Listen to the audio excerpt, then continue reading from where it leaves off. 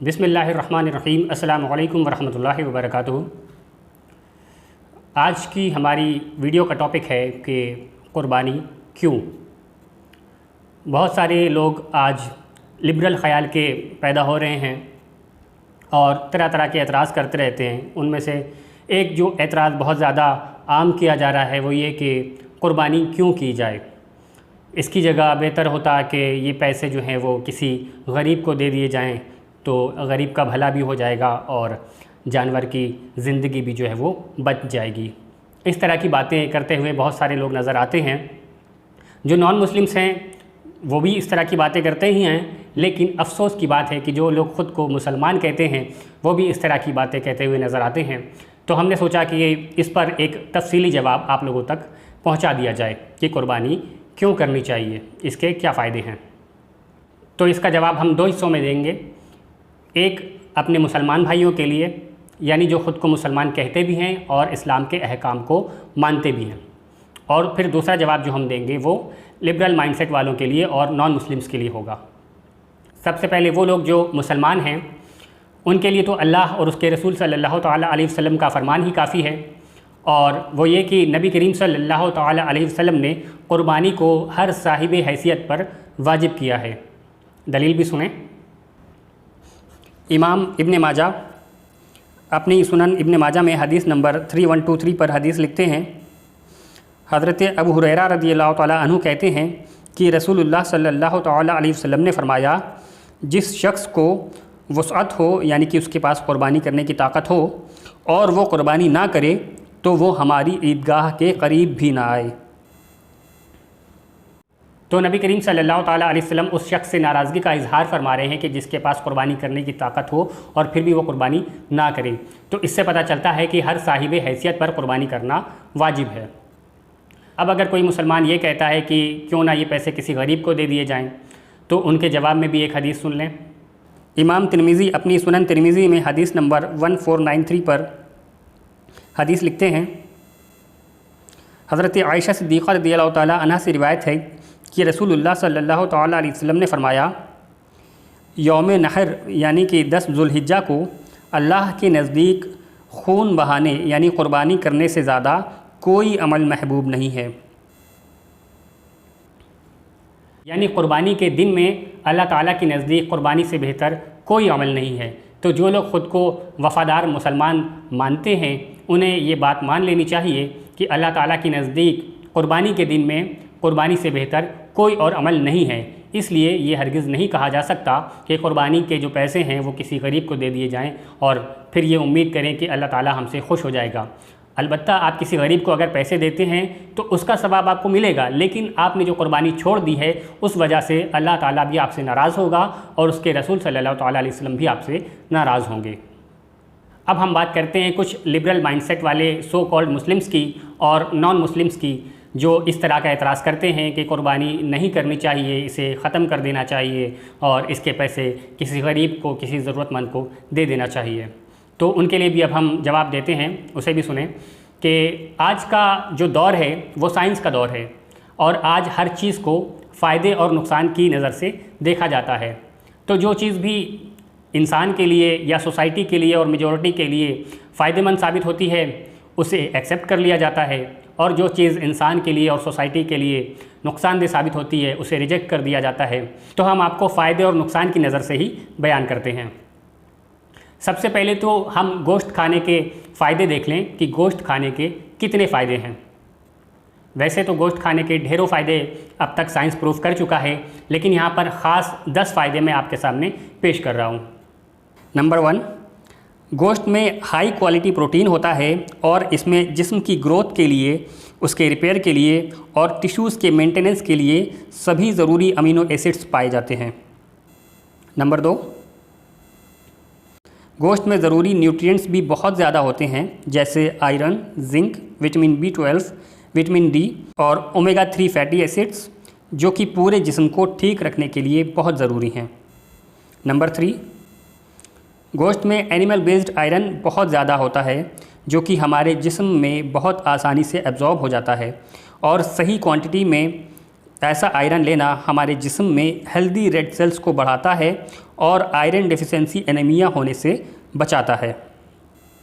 Number 4, गोश्त में जो प्रोटीन कंटेंट होता है वो मसल्स बनाने में, उन्हें रिपेयर करने में और उसके मेंटेनेंस में मदद करता है और ये एथलीट्स और फिज़िकल एक्टिविटीज़ करने वालों के लिए बहुत ही बेहतर फूड चॉइस है। नंबर 5, इसमें मौजूद विटामिन B12 इंसान के दिमाग को ठीक तरह से काम करने के लिए और रेड सेल्स बनाने के लिए ज़रूरी होता है और सही मिकदार में विटामिन B12 लेना न्यूरोलॉजिकल हेल्थ के लिए ज़रूरी है। नंबर 6, इसमें मौजूद आयरन, जिंक और विटामिन B जिस्म में एनर्जी पैदा करने में बहुत अहम किरदार अदा करता है। ये खाने को जिस्म के लिए इस्तेमाल होने वाली एनर्जी में तब्दील करने में मदद करते हैं। नंबर 7, गोश्त को एक न्यूट्रिएंट से भरा हुआ खाना माना जाता है, यानी ये काफ़ी मकदार में ज़रूरी न्यूट्रिएंट्स प्रोवाइड करता है। नंबर 8,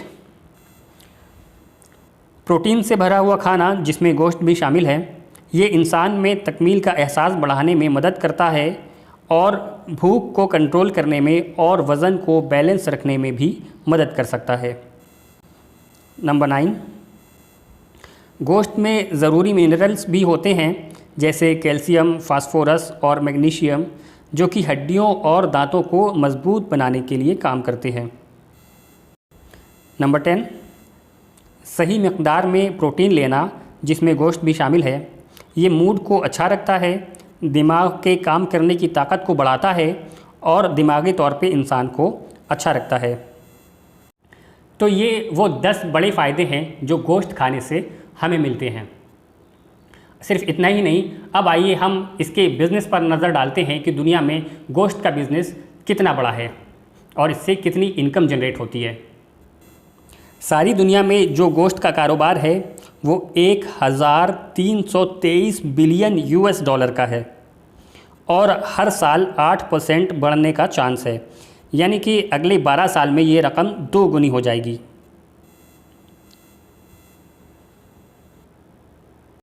क्या आपको अंदाज़ा है कि ये कितनी बड़ी रकम है? आइए हम बताते हैं। सारी दुनिया में आज जो आबादी है वो 8 बिलियन है, तो इस हिसाब से अगर हम दुनिया के हर इंसान को ये रकम बांट दें, 1323 बिलियन डॉलर, अगर हम ये रकम दुनिया के हर इंसान में बांटना शुरू करें तो दुनिया के हर इंसान को $165 मिलेंगे। तो ज़रा सोचिए कि ये कितना बड़ा बिज़नेस है जो गोश्त के साथ जुड़ा हुआ है। ये तो हो गया गोश्त का बिज़नेस। अब आइए हम आगे बताते हैं कि जानवरों की जो स्किन निकलती है उससे लेदर प्रोडक्ट्स बनाए जाते हैं और सारी दुनिया में जो लेदर बिज़नेस की मार्केट वैल्यू है, क्या आपको पता है कि वो कितनी ज़्यादा है? आज के वक्त में ये करीब 378 बिलियन US डॉलर की है। और सिर्फ इतना ही नहीं, बल्कि लेदर के लिए पूरी दुनिया में लाखों फैक्ट्रीज़ हैं जो लेदर के प्रोडक्ट्स बनाती हैं और उन लाखों फैक्ट्रीज़ में करोड़ों लोग काम करते हैं और उसके सहारे से अपना घर चलाते हैं। अगर सिर्फ 1 मिनट के लिए ये मान लिया जाए कि कुर्बानी को बंद कर देना चाहिए और जानवरों की स्लॉटरिंग को, उन्हें ज़िबा करने को बंद कर देना चाहिए, तो आप अंदाज़ा भी नहीं लगा सकते कि सारी दुनिया को कितना बड़ा नुकसान होगा और कितने करोड़ों लोग जो हैं वो बेरोज़गार हो जाएंगे।